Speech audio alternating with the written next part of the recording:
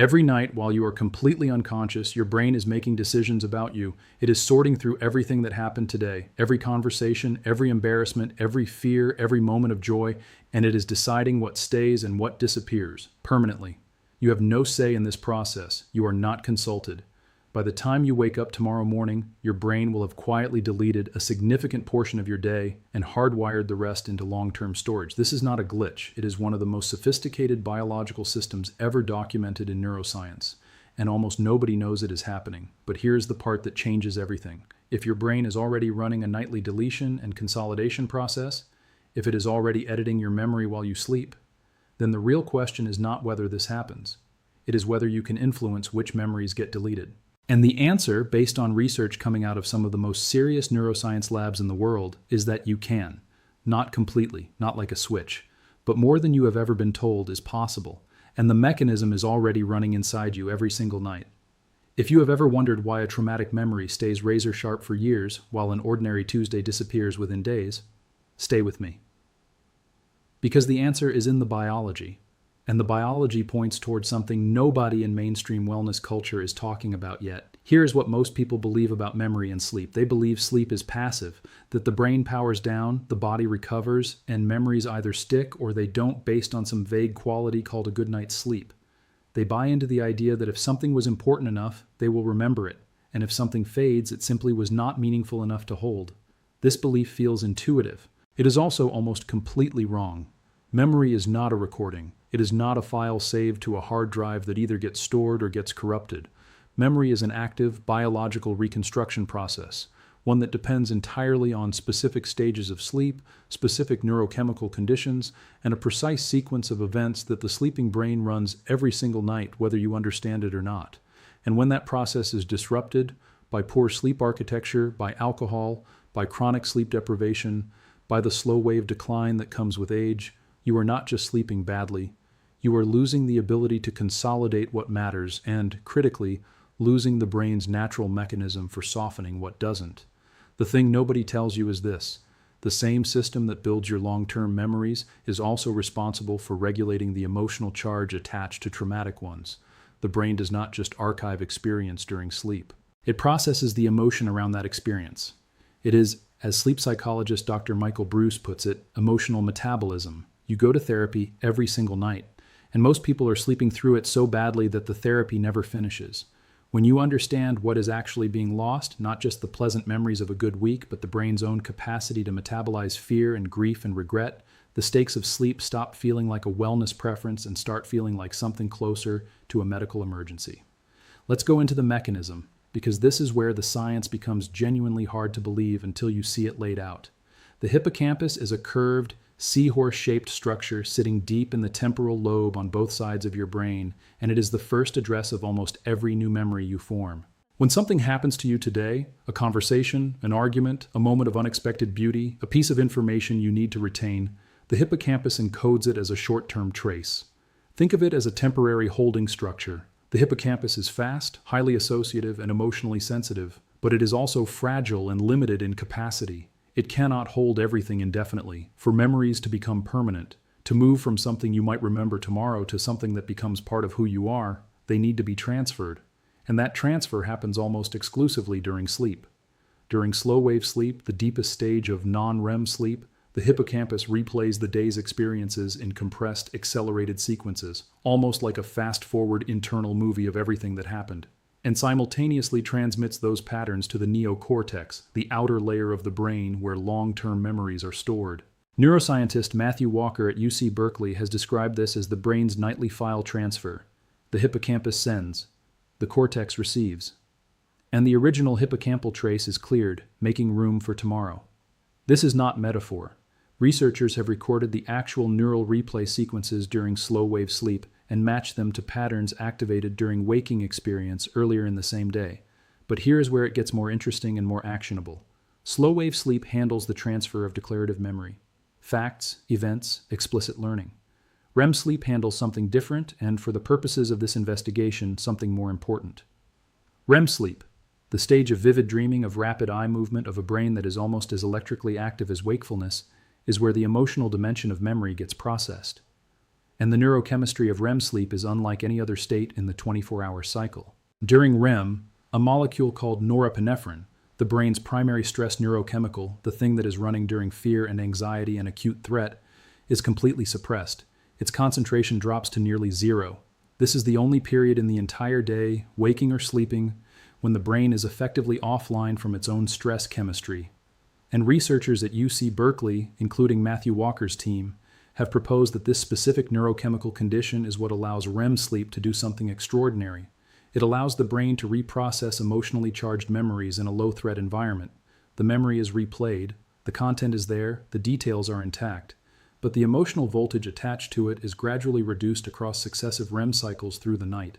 Walker's group found that when subjects were shown emotionally disturbing images and then tested on their emotional response to those images after a night of sleep, the content was remembered clearly, but the visceral emotional reaction, the spike of distress, the physical discomfort, was significantly diminished compared to their reaction immediately after first exposure. Sleep had not erased the memory. It had, in a very precise neurochemical sense, taken the sting out of it. The information remained. The wound shrank. When REM sleep is disrupted by alcohol, which suppresses REM almost entirely in the second half of the night, by sleep fragmentation from apnea or insomnia, by the chronic sleep deprivation that operates as a background condition for an enormous percentage of the population, this emotional processing never completes. The memories are retained, but the emotional charge is not discharged.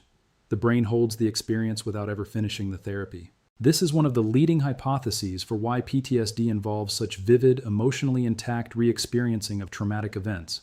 The REM-based emotional processing that should have gradually decoupled the emotion from the memory was interrupted repeatedly before it could finish its work. Dr. Bruce describes nightmares as the most visible failure point of this system. In a nightmare, emotional processing is running. The brain is attempting to metabolize something frightening, but the emotional intensity climbs past a threshold that forces waking before the process completes, and then the person falls back to sleep, returns to the same dream, hits the same threshold, wakes again. The loop repeats because the completion never arrives. The brain is not torturing you with nightmares. It is attempting, repeatedly and unsuccessfully, to finish the job. Now stay with this, because this is where the investigation turns from mechanism to possibility. If REM sleep is a nightly, low norepinephrine reprocessing window where the brain softens the emotional charge of difficult memories, and if that window can be disrupted, shortened, or eliminated by lifestyle choices and sleep disorders, then protecting and extending REM sleep is not just about dreaming more vividly. It is about giving the brain the conditions it needs to do something it evolved to do, gradually make the unbearable more bearable, night by night, without drugs, without therapy, without any conscious effort at all. The therapy happens whether you participate or not. Your only job is to not interrupt it. If this is connecting with something you have been experiencing, if you recognize the loop of waking in distress from the same emotional territory night after night, stay with me, because the self-diagnosis piece is specific and the intervention is more direct than you might expect. Here is how you identify whether your brain's memory processing system is compromised and what that compromise looks like from the inside. The first signal is emotional stickiness. If there are memories, not necessarily traumatic ones, sometimes just uncomfortable or embarrassing ones, that retain the same emotional intensity months or years after the event, as though no time has passed, that is a sign that REM processing has not been completing its work.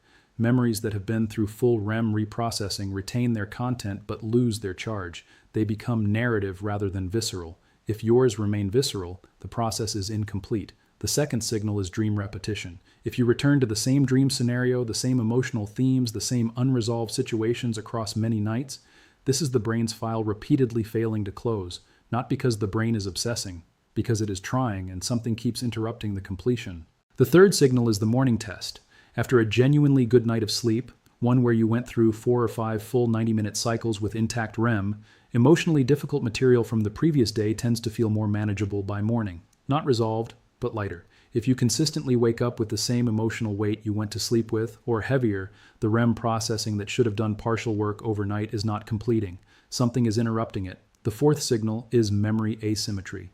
If you notice that stressful or frightening events are recalled with photographic clarity and emotional sharpness, while positive or neutral experiences fade within days, this imbalance reflects a system where emotional encoding is running at full power, but emotional regulation through REM is compromised.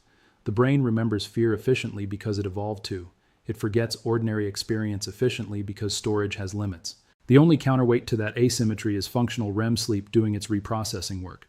Without it, the ledger tilts hard toward the negative. If you know someone who has described feeling like they cannot escape a particular memory, like sleep makes no difference to how raw something feels, like they cycle through the same emotional territory every night and wake still inside it, share this with them. What they are describing is not weakness. It is a biological process that needs different conditions to complete. Understanding the mechanism is the first step toward creating those conditions. So what do you actually do? And the answer here operates on two levels, structural and immediate. At the structural level, protecting REM sleep means understanding what destroys it. Alcohol is the most potent REM suppressant most people regularly consume. It is widely misunderstood as a sleep aid because it accelerates sleep onset and deepens early sleep. But alcohol is metabolized within 3 to 4 hours, and the metabolic rebound in the second half of the night actively suppresses REM, the exact stage when emotional memory processing occurs. A night of drinking is a night where the emotional therapy session gets canceled, not abbreviated, canceled. If you are carrying difficult emotional material and you are drinking in the evenings consistently, you are preventing the one biological process that evolved specifically to help you process that material. The recommendation from sleep medicine is to stop alcohol consumption at least 3 hours before intended sleep time, giving the body sufficient metabolic runway to clear it before REM-heavy sleep begins in the second half of the night. Protecting the temperature environment matters here too, and for a specific reason. REM sleep is temperature sensitive in a way slow-wave sleep is not. The body's thermoregulation during a REM is less efficient, making the sleeping brain more vulnerable to ambient temperature disruption. A warm bedroom that would merely lighten slow-wave sleep can abort REM cycles entirely. The same target applies, 65 to 67 Fahrenheit, 18 to 19 Celsius, but the consequence of ignoring it extends now beyond slow-wave depth into REM continuity. At the immediate level, for the nightmares, the repetitive dreams, the emotional loops that will not close, there is a technique with documented clinical support that Dr. Bruce uses in active practice with trauma patients, derived from a therapeutic approach called image rehearsal therapy. The principle is precise. You write the dream down, you change the ending deliberately, you read the changed version to yourself multiple times before sleep over 7 to 10 consecutive nights. The brain, primed by this rehearsal before entering the dream state, begins to run the modified version instead of the original. The modification does not need to be realistic. It does not need to resolve the underlying issue. It needs to be different, and preferably to move the dreamer toward rather than away from something. When the ending changes and the nightmare no longer forces waking, the REM cycle completes. The emotional processing that was interrupted every night for months finally finishes. The charge on the memory begins to drop. This is not mystical. It is using the brain's own replay architecture against the pattern that has been trapping it. You can start this tonight. Write down the recurring dream or the emotionally sticky scenario in as much detail as you can recall. Change the ending. Make it specific and directional. Read it back to yourself before sleep. Do it again tomorrow night. The brain is listening. And one thing to understand before you do, the content of dreams, as Dr. Bruce notes, means something to the dreamer and almost nothing in isolation from the dreamer's context.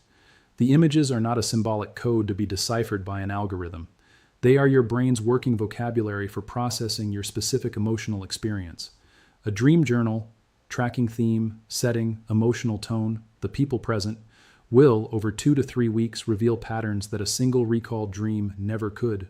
Those patterns are the map of what your REM system is still trying to finish. You can keep treating the symptoms, the fatigue, the emotional heaviness, the sense that certain memories have more power over you than they should, without ever addressing the biological process that is supposed to be managing all of it. Or you can start tonight by protecting the conditions under which your brain does its own emotional work. Stop the alcohol 3 hours before sleep. Cool the room. If there is a dream that keeps returning, write it down and change the ending. Give your REM cycles the environment and the time they need to complete what they started. Your brain is already trying to help you heal. It has been trying every night. The question was never whether the process was running. The question was whether the conditions were right for it to finish. Next on this channel, the specific sleep disorder that is silently destroying this entire system in 1 in 7 people. And the vast majority of them have no idea it is happening. The signs are not what you think they are. If your brain has been running this process every night and nobody ever explained what it was actually doing, this channel is for you. Subscribe. We go deeper every week.